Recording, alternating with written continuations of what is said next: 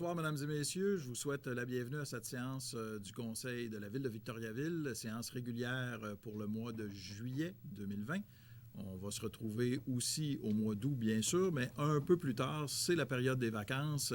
Tout le monde n'est pas encore en vacances en ce moment, mais pour ceux et celles qui auront la chance d'avoir des vacances cet été, j'en profite parce que des fois, à la fin de la réunion, on l'oublie, là, mais pour vous souhaiter de très, très belles vacances avec tout ce qui s'est passé. Je pense qu'il y a bien des gens qui vont mériter de se reposer un peu. Sortir, oui, bien sûr. On a la possibilité de le faire maintenant, mais je pense qu'il va y avoir moins de gens qui vont s'en aller aux États-Unis ou en Europe ou un peu partout. Donc, on va profiter de ce temps-là pour encourager nos gens localement, régionalement et au Québec en général. Donc, c'est là qu'on va se promener un petit peu plus puis profiter du beau temps estival, je l'espère. À date, en tout cas, c'est bien parti. Je vais vous faire tout à l'heure une présentation spéciale et fort importante, comme on le fait à chaque année. C'est la présentation des états financiers.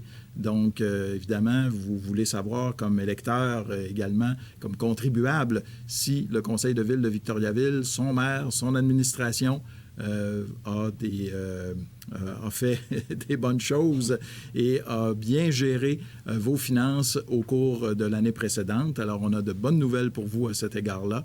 Oui, ça va très, très bien du côté économique de la ville de Victoriaville. En fait, on va parler d'un surplus de plus de 3 millions de dollars pour l'année 2019. Je vous reviendrai avec ça tout à l'heure au point 7 à peu près de la réunion. Si on fait un suivi, et j'en ai fait un petit peu allusion là, lors de ma présentation concernant les vacances, là, je parlais évidemment de la COVID. Ce qui arrive actuellement à l'hôtel de ville de Victoriaville, il y a beaucoup de gens qui sont revenus au boulot. On vous avait demandé de continuer quand même à utiliser les services en ligne, de prendre des rendez-vous par téléphone pour venir vous rendre ici à l'hôtel de ville pour rencontrer des gens. Alors, ça tient toujours. Ça va très bien jusqu'à maintenant. Vous savez que de toute façon, en tout temps, vous pouvez appeler au service aux citoyens. Au numéro de téléphone habituel, c'est le 758-1571. Et quand je dis en tout temps, c'est en tout temps. Donc, on est là pour répondre à vos besoins. Si vous avez besoin de rencontrer des gens, et ça se peut pour des permis ou d'autres raisons, vous pouvez le faire maintenant. C'est possible de le faire. Ce qu'il y a de nouveau également, vous avez, on est allé progressivement, bien sûr, concernant, par exemple, l'ouverture des toilettes, des fontaines. Il y a beaucoup de gens, là, avec ce bel été qu'on a, qui est bien amorcé, qui sont à l'extérieur, qui se promènent sur nos pistes cyclables. Alors, nos services, au début, avec toutes les règles sanitaires à respecter, on n'a pas pu tout ouvrir, comme les jeux, par exemple, les jeux d'eau. Tout ça est en train de se faire. Il reste plus grand-chose, à mon avis, à ouvrir. Les piscines, par exemple. Je pense qu'il y en a une là, qui est fermée pour des raisons d'entretien. Mais pour le reste, les piscines extérieures sont disponibles. Tant mieux, parce qu'avec la température qu'on a connue au cours des derniers jours, on peut en profiter. Les familles apprécient beaucoup d'avoir accès aux jeux d'eau et également aux piscines. Ce qui est nouveau aussi, qui a été annoncé par le gouvernement du Québec assez récemment, c'est concernant les transports en commun.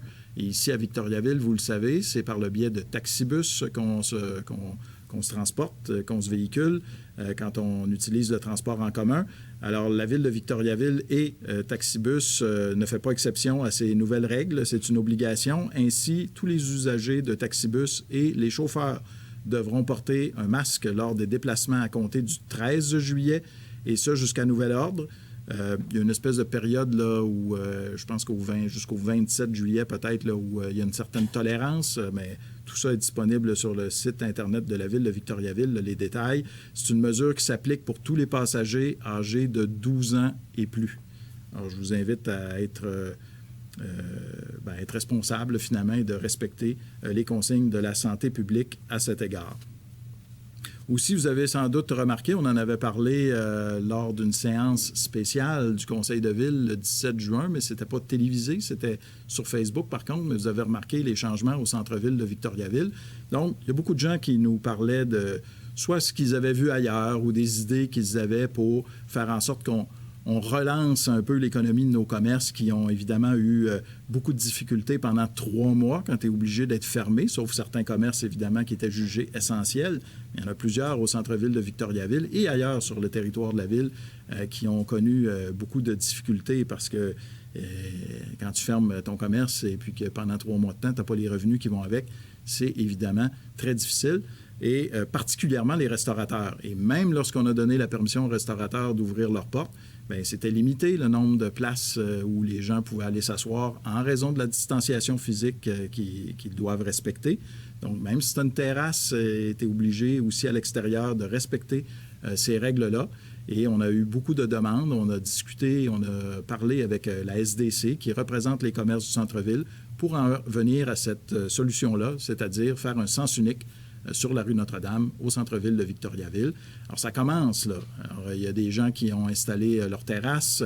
Et il va y avoir différentes phases où il va y avoir un peu plus d'animation, tout ça. Tu sais, c'est un peu délicat de jouer avec ça parce que on le voit, là, ce qui se passe ailleurs également. Il faut éviter les rassemblements. Trop de gens collés ensemble dans les bars, par exemple, qui peuvent faire en sorte que le virus se propage parce qu'il n'est pas disparu. On l'a vu là, au quartier 10-30, on le voit aux États-Unis.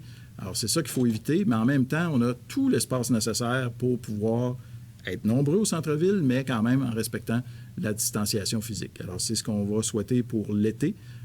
Les commerçants, vous l'avez vu aussi dans les médias, c'est pas unanime. Il y en a qui préféraient qu'on laisse la rue telle qu'elle et qu'on continue comme si de rien n'était. Il y en a d'autres qui voulaient qu'on ferme complètement la rue. Alors, on est venu à ce compromis-là avec la SDC. Ce qu'on voulait surtout, c'est permettre à des restaurants, je vous l'ai dit, les restaurateurs qui ont particulièrement souffert de cette fermeture-là pendant plusieurs mois, bien, qu'ils puissent s'étendre dans la rue. On veut que les gens aussi, puisque, comme je l'ai dit tantôt, il y a des chances qu'ils passent l'été plus souvent dans la ville, dans la région, bien, que ça leur fait quelque chose à faire. Donc, c'est le fun d'aller se promener, déambuler dans la rue, puis pouvoir profiter finalement des terrasses.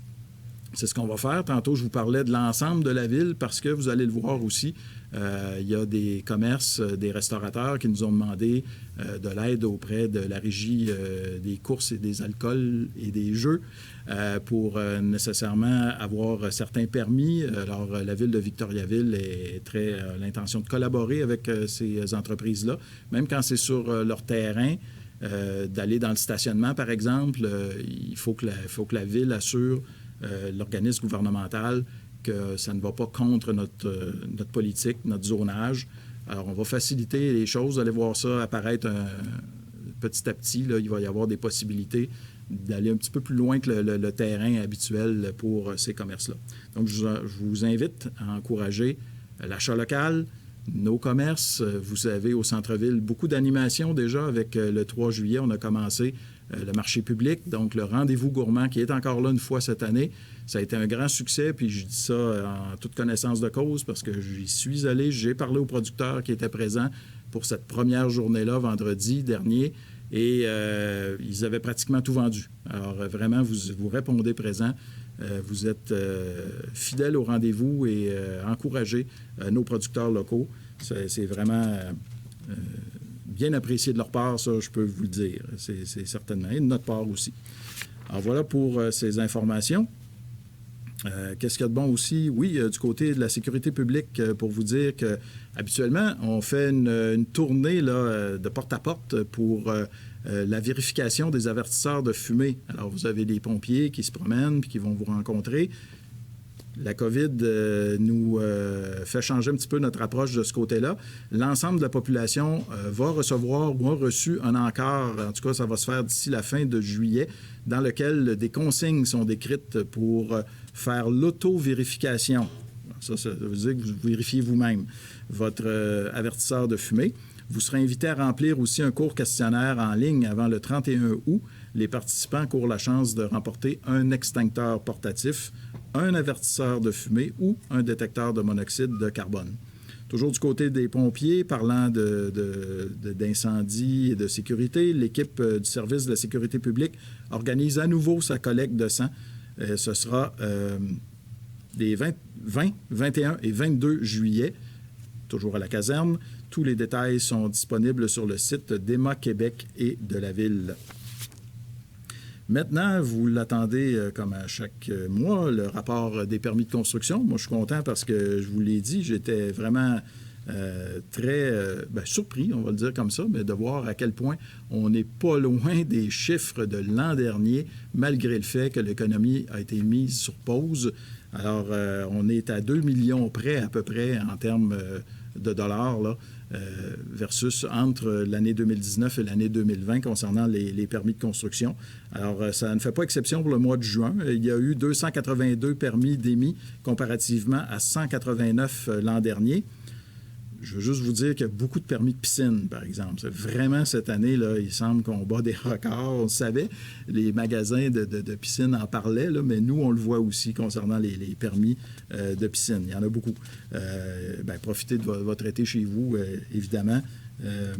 C'est ça, je pense, la raison. Le nombre de logements créés en juin cette année est de 29 comparativement à 4 l'an dernier. La valeur déclarée est de loin supérieure cette année à celle de l'an dernier, donc près de 10 millions de dollars comparativement à 5 millions en 2019 à pareille date. Il y a 5 projets qui ont une valeur déclarée de plus de 500 000 $. Il y a la troisième phase pour l'immeuble situé au 5074 rue Saint-Cyr pour 1 750 000 $. L'agrandissement d'Outimag également, qui est rendu au 750 boulevard Pierre-Roux Est. C'est anciennement chez GNP. C'est 1 400 000 $. Rénovation de l'école Saint-Gabriel pour 900 700 $. L'habitation 4 logements sur la rue des Chalets pour 550 000 $. Et finalement, tout près de 550 000 $, on a une rénovation de l'école Assomption pour 534 700 $. Donc, pour les 6 premiers mois, comme je vous disais, on est très, très près des chiffres de l'an dernier. C'est presque de valeur qu'il soit arrivé ce qui est arrivé, mais en même temps, ça nous rend optimistes pour la suite de l'année. De janvier à juin 2020, on a 725 permis d'émis. C'est un de plus que l'an dernier pour la même période. Le nombre de logements créés est de 103 comparativement à 80. Et finalement, la valeur déclarée, c'est plus de 42,5 millions de dollars cette année, comparativement à près de 45 millions de dollars l'an dernier. Donc, comme je vous disais, on est vraiment dans les mêmes eaux. Et je vous rappelle que l'an dernier, c'était une très bonne année pour les permis de construction. Alors, juste pour vous dire, la COVID aussi, c'est important. Quand je parlais de l'hôtel de ville tout à l'heure, il y a une nouvelle directive qui a été donnée par la ministre des Affaires municipales, mais samedi soir, dépassé 20 heures, il y a eu un communiqué qui disait aux municipalités, vous pouvez, à partir de maintenant, recommencer à accueillir la population aux séances du conseil. Alors, vous allez vous dire comment ça se fait que ce soir, il y a une séance du conseil de la ville de Victoriaville, malgré l'annonce de la ministre. Je vais vous expliquer tout ça. C'est impossible pour nous d'accueillir des gens en raison des règles qui sont toujours les mêmes. Alors, dans le même communiqué, à plusieurs reprises, il est écrit que nous devons continuer à respecter la règle des 2 mètres de distanciation. Alors, vous voyez, M. Morin, mon collègue qui est à ma droite, bien, il doit être à 2 mètres de moi. J'ai Maître Arcan qui est de l'autre côté, 2 mètres, la même chose. Alors, tant que ça reste comme ça, vous comprenez qu'ici, ce soir, en ce moment, il y a non seulement... je ne peux même pas mettre tous les membres du conseil municipal de la ville de Victoriaville dans la même salle, avec les caméramans qui se sont ajoutés, les interprètes des langages de signes qui sont là avec nous. Vous avez les journalistes. On s'en passerait des journalistes, mais on ne peut pas. Non, c'est une farce, c'est une farce. Évidemment, surtout pas, c'est très important. Il y en a une madame qui n'est pas contente. Mais c'est une blague, évidemment. Mais donc, ça fait des gens qui doivent être en poste pour couvrir la séance du conseil et y travailler. Alors, avec tous ces gens-là qui sont là, c'est impossible d'ajouter des gens pour le moment. Donc, c'est dit dans l'arrêté ministériel que les municipalités qui peuvent le faire, mais si c'est pas possible pour l'instant. Donc, on va regarder, puisqu'on a ça juste samedi soir, on va regarder pour le mois d'août qu'est-ce qui sera possible de faire, mais soyez assurés que dès qu'on va le pouvoir, on va s'assurer de pouvoir recommencer à recevoir des gens à l'hôtel de ville. Actuellement, notre salle est quand même grande. Pour l'hôtel de ville de Victoriaville, on a une belle grande salle. La MRC fait même ses réunions ici. Puis on est 22 maires. Mais là, avec la distanciation, je ne sais pas si on va aller faire ça au Colisée, là, mais pour l'instant, là, on doit regarder qu'est-ce qui est possible de faire. D'ici le mois d'août, on va vous tenir au courant. Donc, je tenais à le dire parce que vous avez peut-être vu passer cette nouvelle-là. Vous pouvez vous poser des questions. Et puis, on n'est pas dans l'illégalité. On a tout à fait le droit de fonctionner comme on fonctionne là. C'est encore dans l'arrêté ministériel. Mais quand même, je vous dis qu'on est conscient que nous aussi, on a hâte que vous puissiez revenir à l'Hôtel de Ville. Par contre, on a ajouté la possibilité, il y a le Facebook Live en plus de la TVCBF, il y a YouTube. Les gens peuvent poser des questions, comme toujours. Vous pouvez le faire dès ce soir pour la période de questions par le biais d'un petit formulaire très facile à remplir. Alors, excusez de m'être étendu un peu là-dessus, mais je l'avais oublié. Les présences, Maître Arcan, donc, on a des gens, évidemment, qui sont ici en présence et on a des gens qui sont à l'extérieur, en fait, avec nous, mais virtuellement. Donc, c'est officiel, tout le monde est présent. Si on regarde à l'ordre du jour au point 2.1, est-ce qu'il y a des ajouts, Maître Arcan? Non, pas d'ajout ce mois-ci, M. le maire. Tel que libellé. Donc, l'ordre du jour, est-ce que j'ai un proposeur, un appuyeur pour l'ordre du jour? J'ai Mme Moreau et M. Fréchette. Merci. Les procès-verbaux, approbation des procès-verbaux des séances tenues les 1er et 22 juin 2020 et de procès-verbaux de correction. On n'a pas eu une séance aussi le 17 juin, Maître Arcan? Oui, effectivement, c'est le 22, là, c'est le 17 qu'on devrait lire, il y a effectivement une coquille. Bon, donc je corrige. Approbation des procès-verbaux des séances tenues les 1er et 17 juin 2020 et de procès-verbaux de correction. Est-ce que tout est conforme pour mes collègues? Je prendrai M. Morin et M. Côté.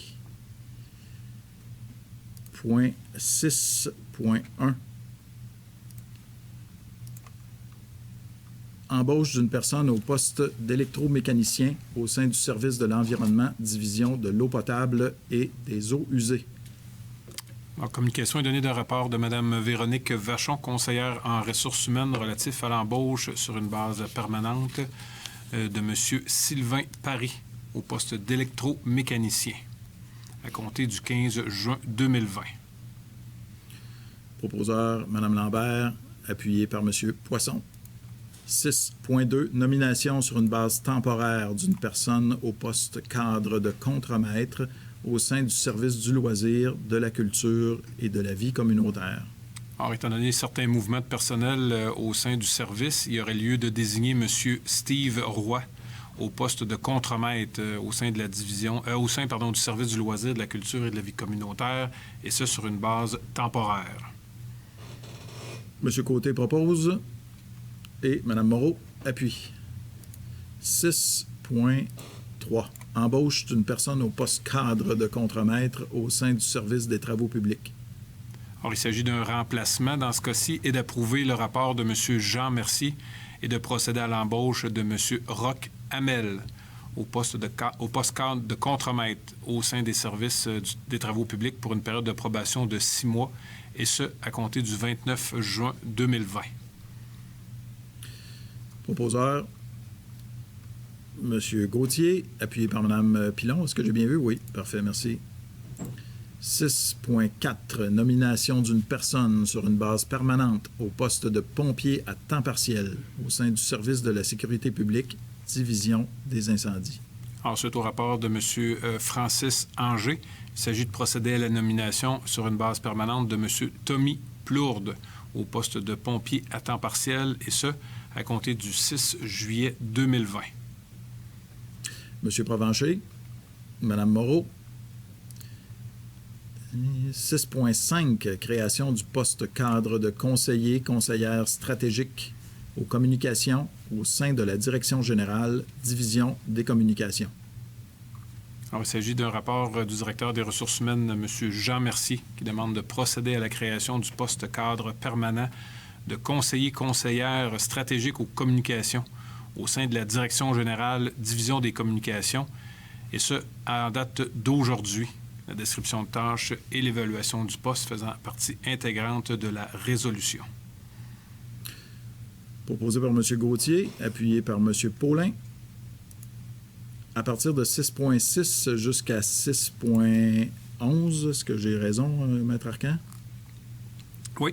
Pour vous expliquer ce qui a déjà été dit publiquement là, par le directeur général de la Ville de Victoriaville et moi-même concernant les changements effectués au secteur des communications à la Ville de Victoriaville. On avait expliqué, le directeur général, à son arrivée en poste, a dit qu'il voulait faire des diagnostics de chacun des secteurs.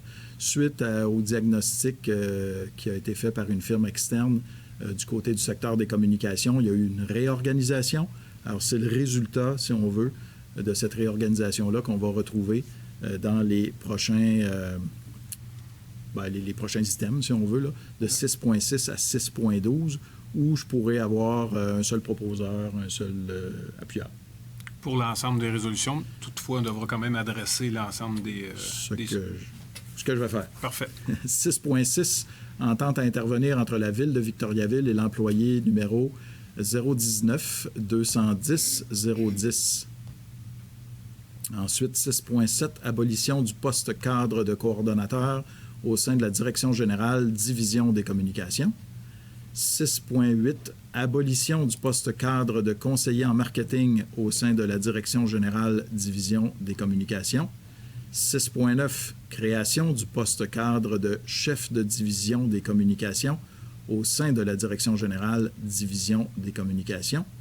6.10, entente à intervenir entre la Ville de Victoriaville et l'employé numéro 019 210 016. 6.11, entente à intervenir entre la Ville de Victoriaville et l'employé numéro 0192 112. Et j'avais oublié 6.12 tantôt, entente à intervenir entre la Ville de Victoriaville et l'employé numéro 011 010 004.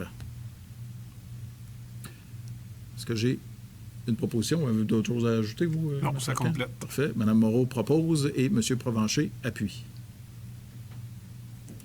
À 6.13, là, Maître Arcan, ça vous concerne.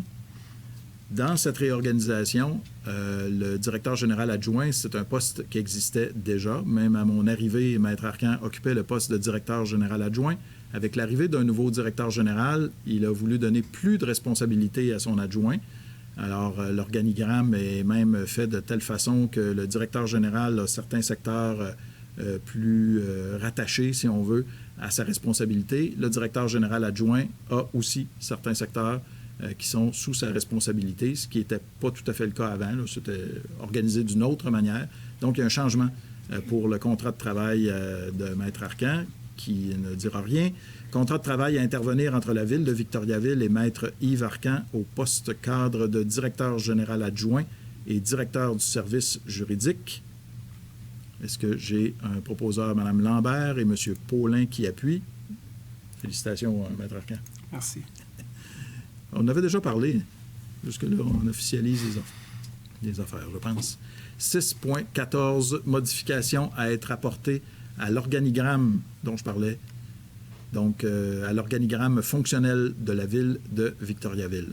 Alors, le nouvel organigramme fait suite à ce que vous avez mentionné initialement, M. le maire, c'est-à-dire la réorganisation au niveau du service de la division des communications, ainsi que la répartition des différents services entre la direction générale et la direction générale adjointe. Proposeur, M. Morin et M. Gauthier. 7 points. En fait, on passe aux finances avec le point 7.1.1. C'est le rapport du maire sur les faits saillants du rapport financier et du rapport du vérificateur externe pour l'année 2019. Je vous invite à aller sur le site de la Ville de Victoriaville, probablement dans quelques instants, M. Verville. Vous allez pouvoir avoir tous les détails du rapport financier de l'année 2019. Je ne ferai pas de cachette. De toute façon, le présenter aux médias, c'est sous embargo jusqu'à 19h, mais vous allez avoir aussi les détails par le biais des médias qui couvrent le secteur municipal de la Ville de Victoriaville. Alors, on a eu un surplus fort intéressant de 3,6 millions de dollars. Et quand on parle d'un surplus consolidé, c'est-à-dire qui englobe la CIV, la Corporation d'initiative industrielle de Victoriaville, également la CRV, la Corporation récréative de Victoriaville, on a changé quelques noms l'autre fois, puis quoi d'autre? Taxibus également. Alors là, on en arrive à un surplus de 3,9 millions de dollars. Alors, le rapport financier, c'est toujours un moment important pour mesurer l'état de nos finances, comme je le disais lors de l'introduction de la séance du Conseil. Victoriaville est une ville en croissance et on a pris et on a annoncé du côté du Conseil municipal la décision d'investir pour répondre à cette croissance-là. On avait deux choix, finalement. On aurait pu dire qu'on restreint un petit peu nos dépenses, on restreint nos investissements, ce qui faisait en sorte que l'économie allait progresser de façon un peu plus limitée. Mais quand on voyait les investissements faits par les grandes entreprises ou les PME de Victoriaville, les commerces, les gens qui viennent aussi se joindre à nous, c'est-à-dire qu'on est une ville en croissance. Je ne parle pas juste de l'économie, je parle du point de vue social également. On accueille de plus en plus de gens. Donc, on a dit, on va continuer à investir, non seulement dans les services offerts à l'entreprise pour faire avancer l'économie, mais aussi du point de vue social et environnemental également pour la qualité de vie des gens qui viennent se joindre à nous. Donc, c'est ce qui a donné confiance, je pense, aux investisseurs. La preuve, c'est qu'en 2019, Victoriaville se retrouvait au premier rang des collectivités entrepreneuriales suite à un sondage de la Fédération canadienne des entreprises indépendantes, de l'entreprise indépendante. Alors, et puis dans le magazine de l'actualité pour la même année aussi, on était la 12e ville au Québec sur 103 pour sa qualité de vie. Ça démontre qu'on a fait, je pense, le bon choix. Alors, si on regarde du côté des revenus, c'est 88 millions et demi de dollars de revenus. Vous ne serez pas surpris d'apprendre que la grande majorité des revenus viennent de vos taxes. Alors, c'est 78 %, soit près de 69 millions de dollars qui proviennent des taxes des contribuables. Quand vous dites que vous êtes des payeurs de taxes aux élus, là, c'est vrai. On est tous des payeurs de taxes. C'est de là que ça vient. On n'a pas beaucoup de possibilités d'autres revenus, même si on en parle avec le gouvernement du Québec pour peut-être aller chercher d'autres sources de revenus. Mais on en a quand même. Par exemple, l'entente de loisirs avec les autres municipalités qui nous rapporte 5,5 millions de dollars. Les transferts également, ça c'est du côté des subventions, près de 5 millions de dollars. Et les compensations tenant lieu de taxes, ça par exemple, c'est les édifices gouvernementaux qui ne vont pas nécessairement payer la totalité des taxes, mais l'Hôtel-Dieu d'Arthabasca, commission scolaire, ça ne s'appelle plus comme ça, là. Comment ça s'appelle? Centre de service scolaire des Bois. Centre de service, quelque chose. Alors, ces édifices-là, gouvernementaux, on appelle ça des compensations tenant lieu de taxes. On en a pour un peu plus de 4 millions de dollars. Du côté des charges, si vous préférez les dépenses, c'est 76,8 millions de dollars. Alors là où on a le plus de dépenses, ça provient ex aequo du côté des transports. Les transports, c'est quand même vaste, là. C'est toute la voirie.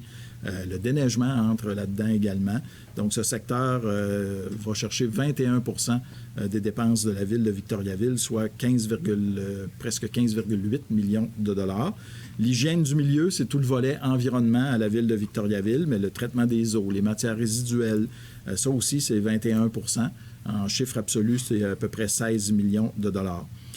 Qu'est-ce qu'il y a d'autre? Pour 18 % loisirs et culture, vous avez l'administration générale et la sécurité publique, 14 % chaque pour les charges à la ville de Victoriaville. Si on regarde l'écart des revenus par rapport au budget initial, donc on avait quelques écarts. Je vais juste vous nommer les plus importants. Vous irez voir sur le site de la ville, comme je disais tout à l'heure. Vous allez voir tous ces détails-là. Mais par exemple, du côté des transferts, je vous en parlais tout à l'heure, c'est les subventions. Il y a un écart de 1,2 million de dollars. C'est quand même assez important. D'où ça vient? Bien, c'est qu'on a eu une facture supplémentaire de la part de la Sûreté du Québec, mais le gouvernement avait aussi voulu aider les municipalités en donnant une compensation plus élevée pour les services de la Sûreté du Québec, ce qui est venu ajouter à nos revenus, si on veut, en tout cas ce qui a fait la différence là, concernant le surplus. Il y a eu aussi de l'aide aux municipalités, vous le savez, pour les dépenses qui avaient été effectuées quand le gouvernement fédéral, cette fois-là, mais avait légalisé le cannabis. Donc, il y avait eu une compensation pour ce qu'on avait dû faire comme sensibilisation, la sécurité publique, etc. Taxibus, pour le transport en commun, finalement, ça fait longtemps qu'on le réclame. On a eu un peu plus d'argent, effectivement, pour notre transport collectif, soit Taxibus et Orulibus, si on compare avec les autres années. Quelques autres écarts, j'en prends juste un autre. Quand je vous disais que l'économie va bien, florissante à Victoriaville, bien, les droits de mutation. Donc ça, c'est quand il y a des transactions immobilières. Il y a des gens ici autour de la table qui connaissent ça. On en a eu pour 930 000 $ de plus. Alors ça, c'est pas facile de prévoir d'une année à l'autre si le marché va être favorable ou non du côté des transactions immobilières, mais ça va encore très bien du côté de Victoriaville. L'écart des dépenses par rapport au budget initial en milliers de dollars, bien là, il y a eu quelques différences. Sécurité publique, je l'ai dit tout à l'heure, ça nous a coûté plus cher, donc il y avait un écart de ce côté-là, mais je viens de parler de la subvention qu'on avait obtenue pour combler un peu cet écart-là. Il y a eu un peu plus de sorties de pompiers, donc un certain écart de ce côté-là. Mais le plus gros écart, c'est de celui-là, je vais parler un petit peu plus longtemps, mais c'est la neige. Alors, pour l'année 2019, ça dépend de la température, mais on en a eu quand même pour 5,5 millions de dollars de déneigement, comparativement à 4,8 millions de dollars en 2018. Alors ça, c'est quelques centaines de milliers de dollars de plus à payer parce qu'il y a neigé plus. On a effectué plus de déneigement. Donc, c'est un écart important. On a des tableaux également concernant les comparatifs avec les autres municipalités pour les dépenses totales par habitant. Alors, ça fait toujours des gros chiffres quand on parle de dépenses de 76 millions de dollars. Qu'est-ce que ça correspond pour une ville de l'envergure de Victoriaville? Puis les gens aiment ça, puis nous, on aime ça aussi, les élus. On demande à nos services de nous comparer avec les comparables. Alors, au fil des dernières années, on a toujours comparé avec les villes comme Victoriaville en termes de population. On entre dans la catégorie de 25 000 habitants à 49 999, mais on a aussi ajouté une autre variante, c'est celle des cités régionales. Les cités régionales à l'Union des municipalités du Québec, Victoriaville, est assis à la même table dans un caucus que Drummondville, qui n'est pas une ville de 25 000 à 49 000 habitants, c'est une ville de 75-76 000 habitants, mais c'est une ville centre. C'est une ville comme nous qui offre des services dans une MRC, par exemple, et à plusieurs autres municipalités aux alentours. C'est là où il y a un hôpital, c'est là où il y a des écoles, c'est là où il y a tous les services, les commerces, les industries. Bon, ça ressemble beaucoup à notre réalité. Bien, vous allez retrouver ça dans des villes plus grosses que Victo, puis plus petites que Victo. Vous avez Drummondville, comme je le disais, mais vous avez Saint-Hyacinthe, vous avez Shawinigan, mais aussi Bécomo, Magog, Gaspé, qui n'ont pas 25 000 habitants. Mais c'est intéressant de se comparer avec ces villes-là qui vivent les mêmes réalités, à peu près, que la ville de Victoriaville. Il y en a d'autres qui sont vraiment presque identiques, là, comme Rimouski, avec à peu près vraiment le même nombre d'habitants. Je pense que Rouyn-Noranda aussi, ça nous ressemble beaucoup. Alors, on se compare à ces villes-là. Donc, par habitant, la ville de Victoriaville, là, j'ai des chiffres de 2018 parce que c'est là où on peut comparer avec les autres municipalités. Les chiffres de 2019 vont être connus plus tard. Mais ce que ça nous coûte ici comme dépense, c'est 1 719 $ par habitant. Chacun d'entre nous, c'est ça que ça coûte. Quand on compare avec les cités régionales, c'est 1 772 $. Et du côté des 25 000 à 49 999 habitants, c'est 1 856 $. Donc, vous voyez que par habitant, nos dépenses sont plus basses à Victoriaville que dans les deux autres catégories. Les immobilisations, bien, on en a parlé beaucoup, ça, c'est très médiatisé, puis vous m'entendez en parler lors des séances du conseil, vous jasez avec vos conseillers municipaux, conseillères municipales, vous allez en entendre parler également parce qu'il y a des travaux qui se font, vous les voyez, vous les vivez, les immobilisations. Des fois, on entend parler aussi parce que ça crée des problèmes de trafic, mais c'est ça, une ville en croissance, ce qui fait en sorte qu'on a eu quand même des investissements fort importants en 2019, plus de 31 millions de dollars. Alors, si on compare avec 2018, là, c'est 10 millions de plus. Et c'est pas compliqué. Là, on a eu le collecteur Saint-Henri, quand même un investissement de plus de, je dirais, plus de 10 millions de dollars, certainement. Alors, c'est là où vous avez, du côté des immobilisations, le plus d'investissement, c'est dans le secteur des transports, parce que c'est la voirie, bien sûr. C'est pas là qu'on a le plus, excusez-moi. C'est transport et hygiène du milieu également qui se partagent à peu près la cagnotte parce que dans l'hygiène du milieu, vous trouvez également des sommes qui sont investies à partir de ce secteur-là pour le collecteur Saint-Henri également, les aqueducs. Donc, quand vous avez des travaux de voirie, là, puis des grosses constructions des aqueducs, tout ça, ça se partage entre les travaux publics et également l'environnement. Du côté des loisirs et culture aussi, il y a eu des investissements majeurs. Le pavillon Jean Béliveau, qui est maintenant tout beau, tout neuf, enfin, il est remis à neuf.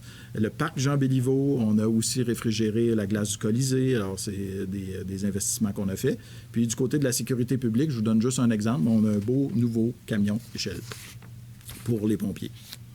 Donc, si je reviens avec les investissements majeurs au cours de la dernière année, le prolongement de la rue Archibald Campbell dans le parc industriel.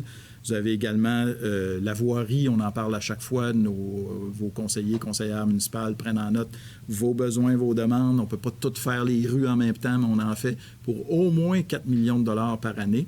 Je dis au moins parce qu'il y a d'autres investissements qui s'ajoutent. Puis quand on fait des travaux majeurs également, ça fait toujours plus que 4 millions de dollars, mais quand même, on en a mis pour la voirie, les trottoirs, la réhabilitation pour 4,4 millions de dollars. Vous avez des projets de développement également, je l'ai dit, ça. Et puis, voilà, j'ai mentionné à peu près tout ce qu'il y avait là, de majeur. Vous avez un peu plus de détails sur le site Internet quand vous allez aller vérifier tout ça. Du côté des subventions, bien, la plus importante nous provient de la taxe sur l'essence. Alors, ça a été utilisé en grande partie pour le collecteur Saint-Henri. On a reçu une subvention de 10,5 millions de dollars. On en a eu d'autres également. L'endettement, une autre donnée fort importante pour une ville comme celle de Victoriaville. Alors, ces investissements-là dont j'ai parlé, évidemment, on ne peut pas tout payer comptant. Donc, il y a des emprunts qui ont été faits. On a, comparativement à 2018, une dette qui est plus élevée de 6,5 millions de dollars cette année. Ce qu'on prévoyait, c'était 7,3 millions de plus, mais avec les subventions, les transferts, on a réussi à limiter ça finalement à 6,5 millions. Donc, la dette de 2018 était d'un peu plus de 77 millions de dollars. Elle est maintenant, aujourd'hui, d'un peu plus de 83 millions de dollars. Qu'est-ce que ça veut dire si on parle de l'évolution de l'endettement total net à long terme par habitant? Encore là, on se compare avec les municipalités dont je vous parlais tout à l'heure. Les municipalités de 25 000 à 49 999 habitants et également les municipalités de cité régionale. Alors, à Victoriaville, notre endettement est de 1 667 $ par habitant. Ça, c'est en 2018, parce que je n'ai pas encore les chiffres de 2019 pour les autres comparables. Et du côté des cités régionales, c'est 2 459 $ par habitant. Et les 25 000 à 49 999 habitants, c'est encore plus élevé. C'est 2 776 $ par habitant. Et voilà, on en arrive donc, quand je vous parlais je vous ai parlé des revenus, je vous ai parlé des charges, et quand on fait tout le calcul des conciliations à des fins fiscales, le financement, paiement de l'emprunt, les affectations, paiement d'immobilisation, utilisation d'excédents, vous allez voir tout ça, là, la colonne arrive à 3 619 439 $ de surplus. Ce qui nous confirme que Victoriaville vit une grande vitalité de l'immobilier, parce que je vous parlais des permis de construction tout à l'heure, je vous parlais des droits de mutation. Les dépenses totales par habitant de la ville de Victoriaville se comparent avantageusement, on l'a vu, aux villes de notre envergure et de notre statut. Plusieurs investissements en 2019, plus de 20 millions ont été faits dans les rues de la ville, soit en voirie, prolongement et reconstruction des réseaux et trottoirs, principalement pour le collecteur Saint-Henri. Des travaux majeurs à l'usine d'épuration également, concernant la phase 2.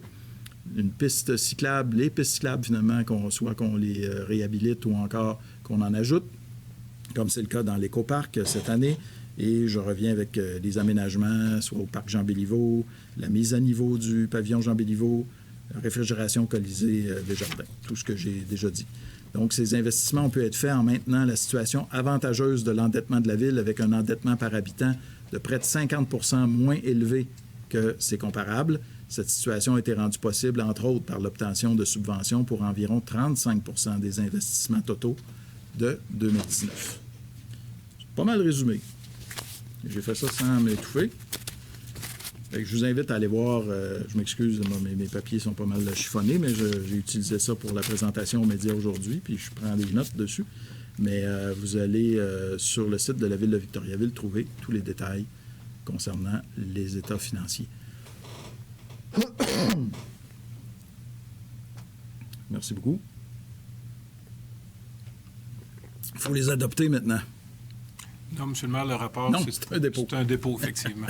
OK, few, parce que si les élus n'avaient pas voulu l'adopter, j'aurais eu l'air drôle de faire toute cette présentation-là. Alors, effectivement, en vertu des dispositions de la loi sur les cités et villes, c'est le rapport que vous devez faire publiquement. Merci beaucoup, Maître Arcan, de me rappeler à l'ordre. 7.1.2, dépôt aussi, mais des rapports financiers consolidés du vérificateur externe et de la trésorerie pour l'exercice financier terminé le 31 décembre 2019. Alors, vous en avez fait état à même votre résumé, M. le maire, alors également conformément aux dispositions de la loi sur les cités et villes, particulièrement à l'article 105.1. Il s'agit d'un dépôt. 7.1.3, adoption d'une résolution visant à libérer les soldes disponibles des projets d'immobilisation terminés en 2019 et financés par les activités de fonctionnement ou les excédents de fonctionnement affectés. Alors, il s'agit d'une résolution, en fait, administrative de fin d'année qui permet de libérer les soldes excédentaires ou de combler les déficits des IMO qui ont été terminés en 2019 et qui furent financés par des activités de fonctionnement ou par l'excédent de fonctionnement.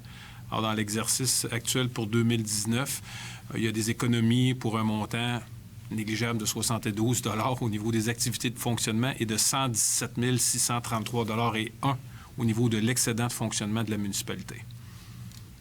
J'ai besoin d'un proposeur. C'est ça, c'est des transferts à faire pour remettre ces argents-là dans les activités de fonctionnement. Proposé par M. Poisson, appuyé par Mme Lambert. 7.1.4. Non. Oui. Adoption d'une résolution autorisant les modifications de l'affectation des activités de fonctionnement et de l'excédent de fonctionnement de la municipalité. Voilà. Alors, suite au rapport de Mme Catherine Ouellette, directrice du service des ressources financières, il s'agit d'autoriser ces modifications qui représentent effectivement des modifications des activités de fonctionnement pour un montant total de 12 000 $ ainsi que de 265 000 $ pour les excédents de fonctionnement de la municipalité. On parle dans ce cas-ci de certaines modifications, entre autres pour le projet de la station Total, du projet Halte Jazette et des travaux pour les codes-parts du projet promoteur colonial Franc-Ouest. Proposé par M. Gauthier, appuyé par Mme Pilon. 7.1.5, adoption d'une résolution annulant plusieurs soldes résiduaires de règlement d'emprunt.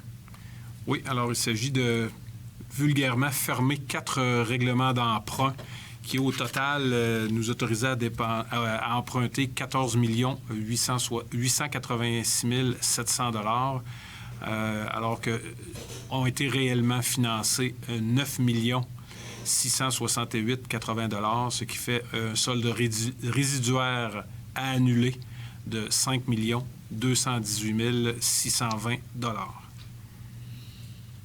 M. Morin propose et M. Poisson appuie. 7.1.6, ajustement des emprunts du fonds de roulement de la Ville de Victoriaville autorisé au cours des années 2017, 2018 et 2019. Alors, ça ressemble un peu à la résolution précédente pour les IMO 2019. Alors, il s'agit d'un résumé obligatoire des dépenses d'immobilisation financées à même le fonds de roulement. Alors, différents projets, dont entre autres les travaux qui ont été effectués pour le parc dans le secteur rue des Berges, le financement et l'aménagement du terrain pour l'entrepôt à Selle, ainsi que des travaux au parc Monseigneur Milo.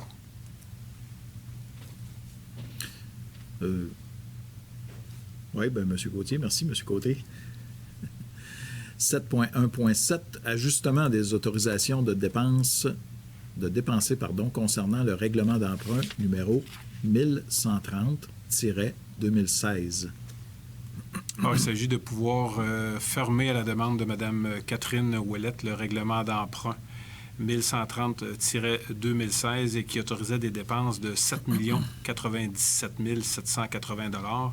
Alors, il y aurait lieu de procéder à des ajustements à la baisse des dépenses autorisées d'un montant de 330 992 tel qu'il apparaît au tableau qui est annexé à la résolution.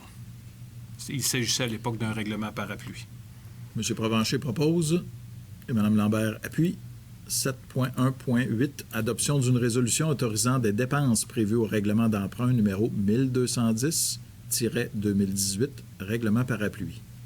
Oui, dans ce cas-ci, il s'agit d'aller chercher une autorisation pour permettre notre participation financière dans le développement colonial franc ouest d'une somme de 250 000 $. Proposé par Mme Moreau et appuyé, j'ai cru voir M. Fréchette. Merci. 7.1.9, liste des comptes pour le mois de juin 2020, totalisant 7 331 705 $ et 42 sous. Alors, proposé par quelqu'un. Monsieur Côté. Hey, Mme Moreau. Je regarde l'écran. Je regarde à ma gauche, à ma droite. C'est plus... Oui, c'est beau. Merci. C'est fait. C'est fait. Maintenant, du côté du greffe à 8.1.1, dépôt de divers certificats d'enregistrement du greffier. Alors, la suite de la tenue des journées d'enregistrement des personnes habiles à voter concernant le règlement 1343-2020, décrétant l'épandage de granulats concassés et d'asphaltage sur la rue Patrick, ainsi que du règlement 1352-2020 concernant la modification au règlement d'emprunt pour les travaux dans le parc Cormier. Nous n'avons reçu aucune signature, donc les certificats établissent que ces règlements sont réputés approuvés par les personnes habiles à voter. Alors, il s'agit d'un dépôt, M. le maire. C'est parfait. Merci beaucoup. 8.1.2, projet d'acte à intervenir entre la Ville de Victoriaville et le Centre de services scolaires des Bois-Francs, ce que je cherchais tout à l'heure, relatif à la cession d'une parcelle de terrain à proximité du complexe multisport Pro-Mutuel. Alors, il s'agit de céder une petite parcelle de terrain connue comme étant le lot numéro 6 369 777 du cadastre du Québec au Centre de services scolaires des Bois-Francs. Dans le cadre du projet d'agrandissement du Pro-Mutuel, ça leur permet de procéder à une implantation conforme du nouveau bâtiment. Il s'agissait d'une parcelle de terrain d'excédent que la Ville possédait à l'arrière de la piscine Édouard-Dubar. Oui, monsieur. Déclarer mon intérêt. Parfait. Monsieur Provencher, vous avez noté. Oui. Donc, j'ai besoin d'un proposeur ou une. Monsieur Côté et Madame Pilon. 10.1.1, admissibilité au programme de subvention Animaccès. Oui, alors c'est les modifications à apporter au programme de subvention Animaccès afin de permettre, dans le cadre particulier de la pandémie de cet été, de permettre à des familles de bénéficier au même titre que les organismes admissibles et aux mêmes conditions que ce qui est prévu au règlement 1330-2020, de pouvoir bénéficier d'aides financières dans le cadre pour les camps de jour spécialisés pour des enfants ayant des besoins particuliers. Excellent. Proposé par M. Paulin, appuyé par Mme Moreau. 10.5.1, bail à intervenir entre l'organisme Unité Domrémy Victoriaville Incorporée et la Ville de Victoriaville concernant la location d'une partie de l'édifice situé au numéro 3 rue Poitras. Alors, en fait, il s'agit d'un renouvellement d'un bail de 5 ans qui venait à échéance le 3 juillet. Alors, il s'agit de renouveler ce bail-là pour une période additionnelle de 5 ans. Alors, il s'agit d'un local situé dans l'immeuble du 3 rue Poitras, situé ici à l'arrière de l'Hôtel de Ville. Alors, j'ai M. Gauthier qui propose, appuyé par M. Poisson. 10.5.2, bail à intervenir entre l'organisme Le Cercle des fermières de Victoriaville et la Ville de Victoriaville concernant la location d'un espace de l'édifice situé au 3 rue Poitras. Alors, ça fait suite à la résolution dont on vient d'adopter. Maintenant, on le reloue, ce local-là, au Cercle des fermières pour leur permettre de tenir leurs activités. Alors, c'est également un bail de 5 ans qui, lui, commencera le 27 juillet prochain. Proposé par Mme Lambert, appuyé par M. Morin. 10.6.1, recommandation du comité d'analyse de soutien aux partenaires concernant des demandes d'aide financière.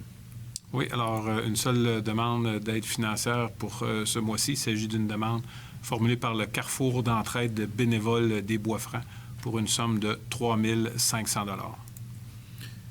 J'ai besoin d'un proposeur qui est M. Paulin, appuyé par Mme Moreau. C'est parfait.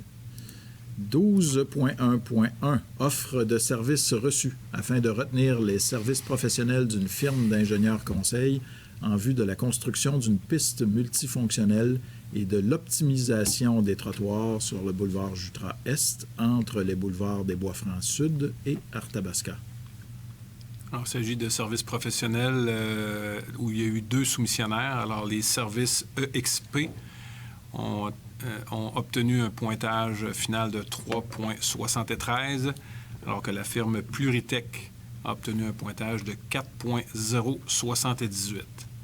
Alors, le comité de sélection recommande, conformément aux dispositions de la loi sur les cités et villes, d'accorder le contrat à la firme ayant obtenu le pointage le plus élevé, soit la firme Pluritech, pour un montant global de 322 429,75.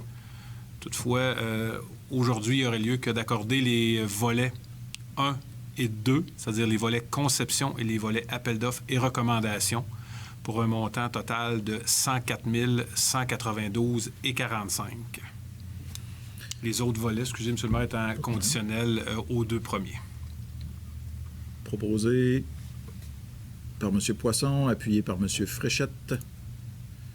12.1.2, soumission reçue en vue de l'exécution des travaux de nettoyage et d'inspection télévisée des conduites et des regards d'égout pour l'année 2020. En plusieurs soumissionnaires.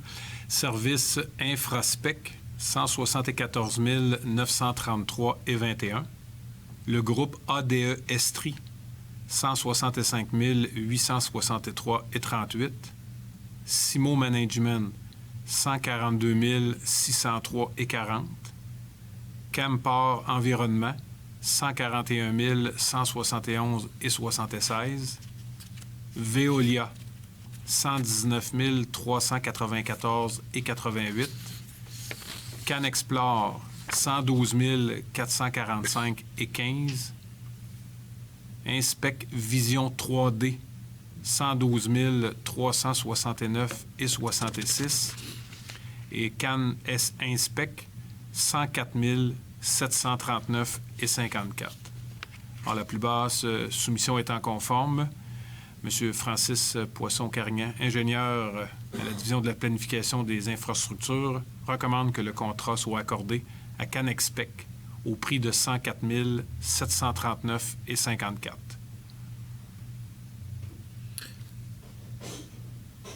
Mme Lambert et Mme Moreau. 12.2.1, adoption du second projet de résolution relatif au règlement numéro 1268-2019 ayant trait au projet particulier de construction, de modification ou d'occupation d'un immeuble, PPC-moi, concernant l'immeuble situé au numéro 440 à 444 rue Quentin.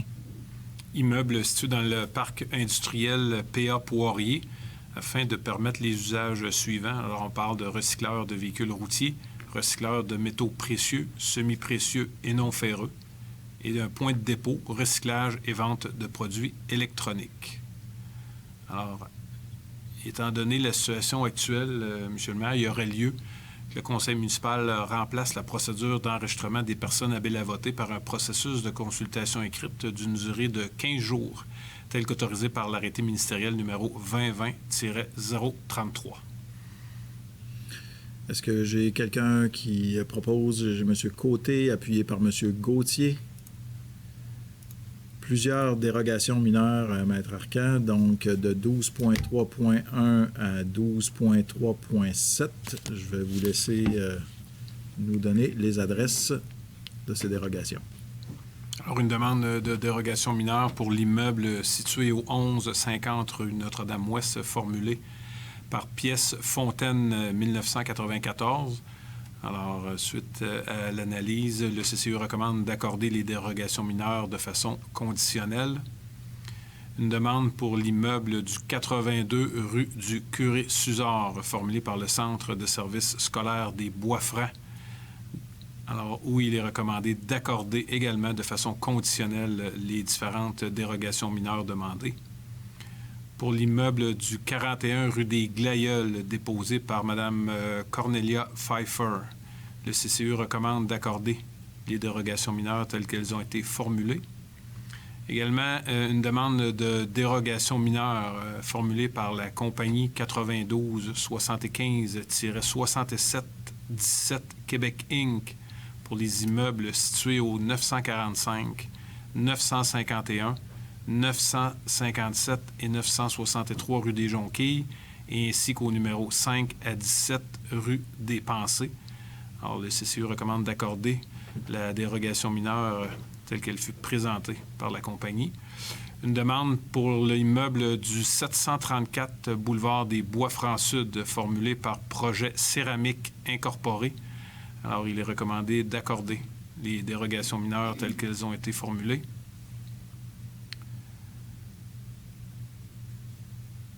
Demande de dérogation... Mon intérêt potentiel pour celui du relatif au centre de services scolaires des Bois-Francs. Oui, parfait, M. Parlancher.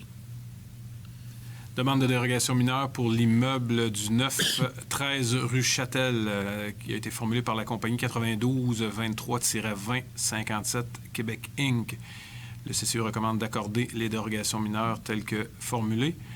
Demande formulée par Mme Adélie Junot pour son immeuble situé au 1050 boulevard des Bois-Francs-Sud. Également, le CCU recommande dans ce cas-ci d'accorder la dérogation mineure de façon conditionnelle. Alors, pour l'ensemble de ces 7 dérogations mineures-là, telles qu'elles été annoncées sur le site Internet de la municipalité, s'il y avait des citoyens, il y avait des commentaires, questions à formuler, vous pouvez le faire en ligne directement sur le site Internet de la municipalité. M. Verville sera en mesure de les prendre. Et à défaut d'intervention, on pourra adopter l'ensemble des résolutions.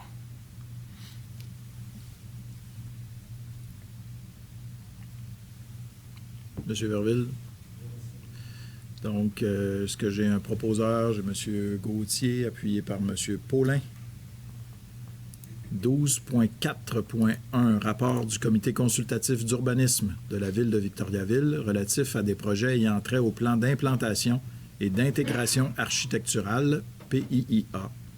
Oui, également plusieurs projets. Alors, immeuble 123 incorporé pour le 123 rue Notre-Dame-Est, rénovation de façade.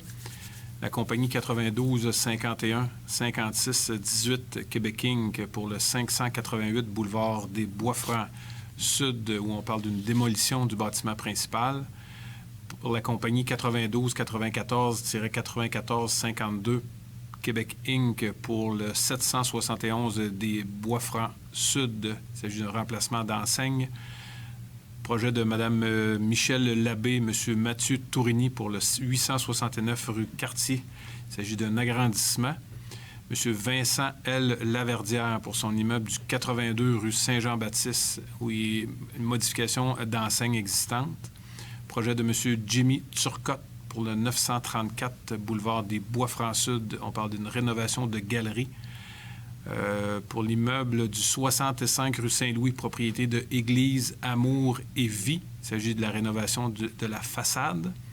Génard Investissement incorporé du 6 rue Saint-François. On parle également de rénovation de façade. Le Cégep de Victoriaville pour le 765 Notre-Dame-Est. On parle d'une construction. La Société québécoise des infrastructures pour le 62 rue Saint-Jean-Baptiste. Il s'agit de la réfection de l'aire de stationnement. Projet céramique pour l'immeuble du 734 Bois-Francs-Sud, agrandissement et transformation du bâtiment secondaire. Le projet de Mme Adélie Junot pour le 1050 Bois-Francs-Sud, construction d'un bâtiment accessoire. Et finalement, la compagnie 92-23-2057 Québec Inc. pour le 913 rue Châtel. Il s'agit de la construction d'une habitation multifamiliale. Alors, le CCU recommande d'approuver l'ensemble des projets soumis au PIIA. Parfait. Est-ce que j'ai quelqu'un proposé? J'ai Mme Lambert, appuyée par M. Poisson. 12.6.1, adoption du plan d'action de la politique du patrimoine de la ville de Victoriaville. Ça fait suite au rapport de Mme Mélanie Pinard, conseillère en architecture et patrimoine, relatif à l'adoption du plan d'action de la politique du patrimoine 2020-2023 de la ville de Victoriaville. Proposé, Mme Lambert et Mme Moreau. 12.8.1, rapport du comité de toponymie. Oui, alors il s'agit de retenir le nom Parc du Meunier pour le parc situé dans la rue qui porte le même nom, de retenir le nom de piste de l'Écoparc pour la nouvelle piste cyclable et multifonctionnelle située dans le secteur des Oiseaux, et finalement de corriger le nom de parc de la halte d'Arthabasca, de la façon dont on le rédige, étant donné qu'on ne peut pas avoir deux... ce que le comité de toponymie mentionne, c'est qu'on ne peut pas utiliser, je m'excuse, deux génériques, dans le même toponyme, donc parc et halte. Donc, il s'agit d'un petit jeu à faire où on va écrire parc de la halte Arthabasca avec un tiret entre halte et Arthabasca. Parfait. Est-ce que j'ai quelqu'un pour proposer ce rapport? Mme Moreau, appuyée par M. Morin. 13.3.1, entente de partenariat à intervenir entre la Ville de Victoriaville et Hydro-Québec. Alors, il s'agit d'une entente de partenariat à signer entre la municipalité et Hydro-Québec dans le cadre du déploiement des bornes de recharge rapide pour véhicules électriques sur le territoire, et ce, pour une période de 20 ans. M. Côté et M. Paulin. 13.3.2, établissement de servitude en faveur d'Hydro-Québec en vue de l'installation de bornes de recharge de véhicules électriques dans le stationnement Pierre-Laporte. Oui, stationnement situé au 16A rue Perrault, connu et désigné comme étant le lot 3 690 716 du cadastre du Québec. Alors, la servitude au bénéfice d'Hydro-Québec est valide pour une période de 20 ans. M. Provencher et M. Poisson. 14.1.1, avis de motion à être donné d'un règlement modifiant le règlement de construction numéro 1263-2019 et dépôt du projet de règlement numéro 1359-2020. Oui, alors, avis de motion d'un projet de règlement qui vise à modifier certaines dispositions du règlement de construction, entre autres au niveau de la hauteur des appuis de fenêtres au-dessus des planchers et ou du sol, des fenêtres de chambre, des normes de construction durable, la disposition en lien avec les avertisseurs de fumée, la superficie des ouvertures également. Alors, c'est des modifications qui visent surtout à faciliter le travail dans l'application et dans la délivrance des permis de construction sans avoir d'incidence sur la sécurité des personnes. Merci, M. Côté. 14.1.2. Adoption du projet de règlement numéro 1359-2020, modifiant le règlement de construction numéro 1263-2019. Alors, c'est le projet de règlement dont on vient de donner l'avis de motion. Proposé par Mme Lambert, appuyé par quelqu'un d'autre qui est M. Gauthier. À 14.1.3, avis de motion à être donné d'un règlement relatif à l'entretien et à l'occupation des bâtiments et dépôt du projet de règlement numéro 1360-2020. Oui, je m'excuse. J'ai un petit problème avec le logiciel. Alors, il s'agit d'un avis de motion d'un projet de règlement, un nouveau règlement applicable à la municipalité en lien avec l'entretien et à l'occupation des bâtiments qui permettra aux inspecteurs en bâtiment d'intervenir plus efficacement sur le maintien de certains immeubles situés sur le territoire de la municipalité. Le maintien, on devrait préciser, en bon état de certains bâtiments situés sur le territoire. Parfait. C'est un avis de motion? Oui. Je vais donner l'avis de motion, M. le maire. Merci, Mme Pilon. À 14.1.4. Avis de motion à être donné d'un règlement visant à modifier le règlement d'emprunt numéro 1101-2015 et dépôt du projet de règlement numéro 1361-2020. Oui, le projet initialement 11-01-2015 prévoyait un emprunt de 2 700 379,19 $. Alors, étant donné qu'il y a eu différentes... qu'on a financé, les travaux, entre autres par la TEC, il y a lieu de modifier pour que l'emprunt réel effectué soit de 2 049 300. Merci, M. Morin. À 14.1.5, avis de motion à être donné d'un règlement décrétant l'emprunt des sommes nécessaires en vue de financer des dépenses dans le cadre de la construction d'une piste multifonctionnelle sur le boulevard Jutra-Est et dépôt du projet de règlement numéro 1363-2020.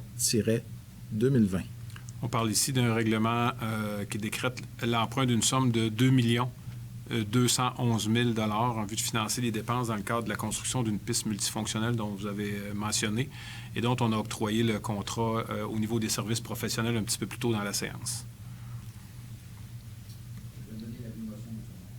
Merci, M. Gauthier. À 14.1.6, avis de motion à être donné d'un règlement concernant la citation de l'Église Sainte-Victoire à titre de bien patrimonial et dépôt du projet de règlement 1364-2020. Alors, le titre du sujet à l'ordre du jour, M. le maire, résume très bien. Alors, il s'agit tout simplement de déposer un avis de motion qui aura pour effet de citer l'Église Sainte-Victoire à titre de bien patrimonial. Je vais donner l'avis de motion, M. le maire. Merci, M. Provencher. C'est-tu à lui? C'était pas lui.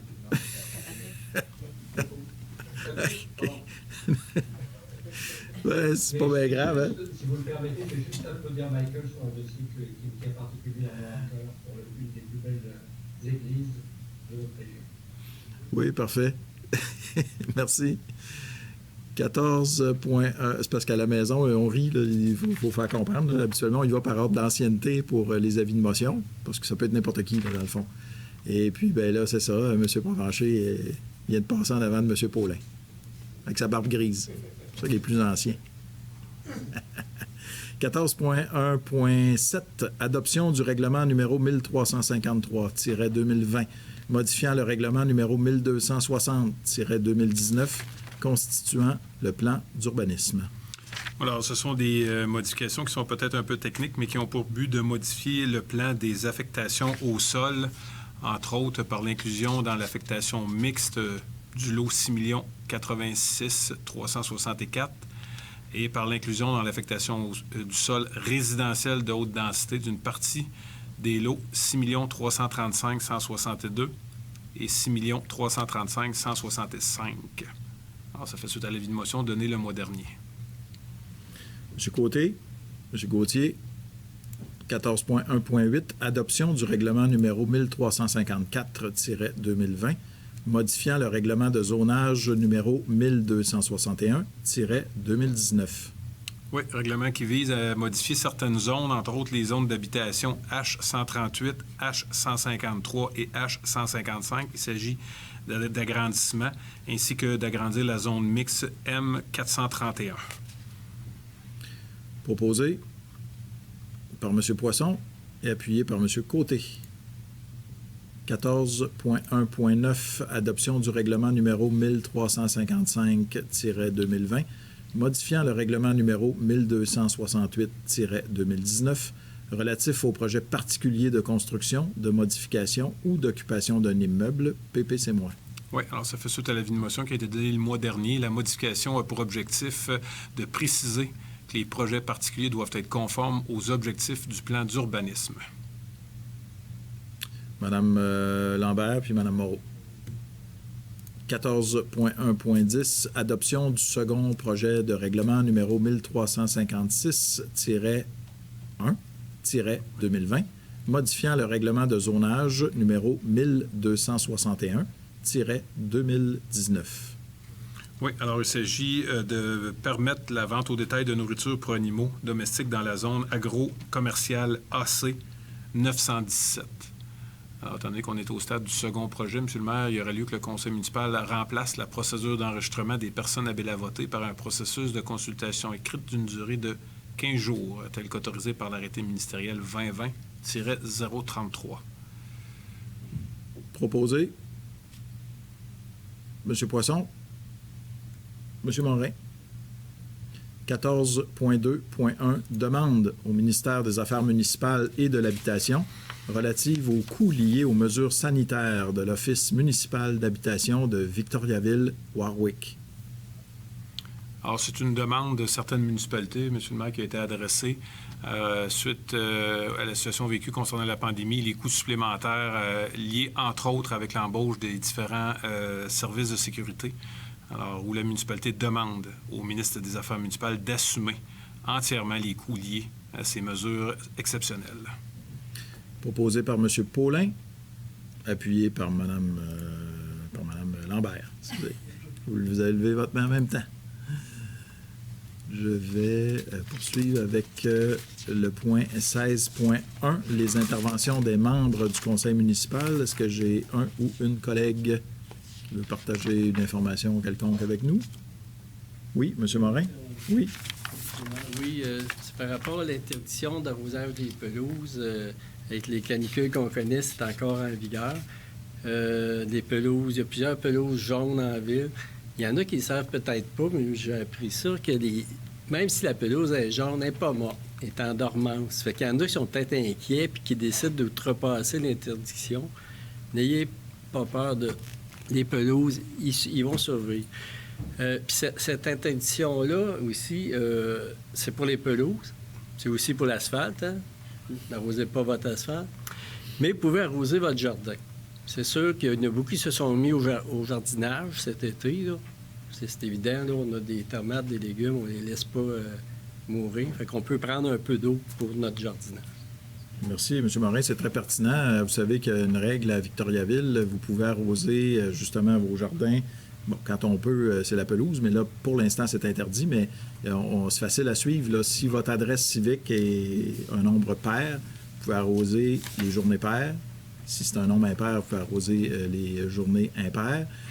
Pourquoi l'interdiction aussi, il faut le dire, c'est que les réserves d'eau, quand il ne pleut pas, pendant plusieurs jours de suite avec une canicule, bien, ça peut être inquiétant à un moment donné, par exemple pour nos services d'incendie. Donc, ça prend une pression d'eau adéquate, pas juste pour la consommation habituelle dans nos maisons. On veut continuer à pouvoir faire la nourriture, préparer les repas, faire le lavage. On ne vous interdit pas de partir la lave-vaisselle non plus puis de faire la vaisselle à la main. Il y en a qui le font. Moi, récemment, par exemple, avec mon lave-vaisselle brisé, j'ai été plusieurs jours à faire la lave-vaisselle à la main. Oui, c'est moi qui fais. Oui, c'est moi qui fais ça. Vraiment, je vous le dis. Oui, vous avez ri. Donc, blague à part, donc, c'est important donc de préserver l'eau et nos services suivent ça, sont capables de voir s'il y a eu une augmentation de la consommation ou non. On s'est aperçu en début de canicule que les gens, comme M. Morin dit, ils voulaient sauver leur pelouse. Mais la pelouse n'est pas morte et il y a des municipalités actuellement au Québec qui interdisent également d'arroser les jardins. C'est complètement interdit de la consommation d'eau. On ne lave pas les autos, on ne lave pas... Alors nous, évidemment, on vous demande juste de ne pas arroser l'asphalte. Vous avez raison, il y en a encore qui le font. Et puis les pelouses. Alors, c'est important de suivre ça encore pour les prochains jours, tant que la canicule, finalement. Autre intervention? Ça va bien? Pardon? Vous en avez une, vous? Oui. Vous n'êtes pas un membre du conseil municipal? Petite précision, okay. Si vous me permettez. Sur le règlement, on a dit quoi de pas correct?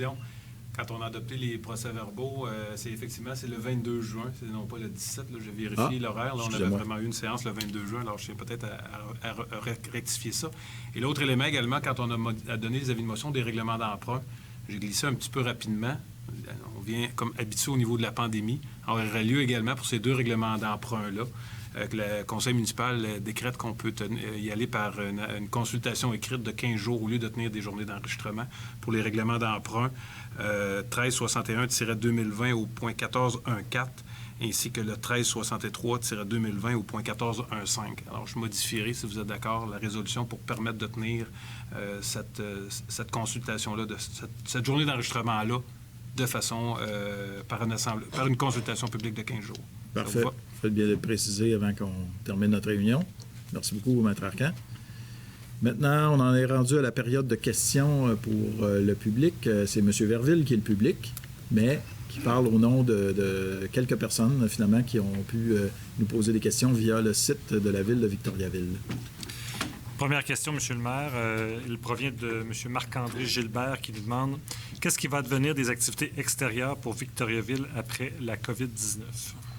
Après la COVID-19, bien, quand ça va être terminé, évidemment, tout va reprendre la vie normale, ça, c'est sûr. Si vous étiez ici, M. Gilbert, je vous demanderais de quelle activité extérieure vous parlez, parce que c'est vaste, là. Si c'est les rassemblements, par exemple, les spectacles, les festivals, tout ça, actuellement, on ne peut pas les tenir. Mais comme vous l'avez sûrement remarqué, c'est pas juste à Victoriaville, mais c'est ailleurs aussi, progressivement, là, les activités reprennent. Alors, il y a des activités qui peuvent se faire à l'extérieur sans problème, notamment les activités sportives. Donc, le tennis, c'est recommencé.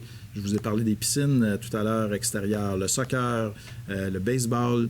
Il y a même des sports de contact. Monsieur Poisson, dites-moi, faites-moi signe de tête si oui, le deck hockey, par exemple, je sais que c'est possible d'y jouer. Merci beaucoup. Donc, il y a tout ça aussi qui a repris ses droits. Finalement, vous pouvez jouer à la pétanque. À moins que je me trompe, là, mais il me semble que oui. Je vous regarde, M. Verville, il me semble que oui. Les terrains sont avec un protocole spécial. Oui, non, c'est sûr. Non, mais il y en a des règles. Là. Quand je parlais à M. Poisson tantôt, je sais que c'est un joueur de deck hockey, mais je pense pas qu'on peut jouer exactement comme on jouait habituellement, certains sports qui... donc, il y a ça.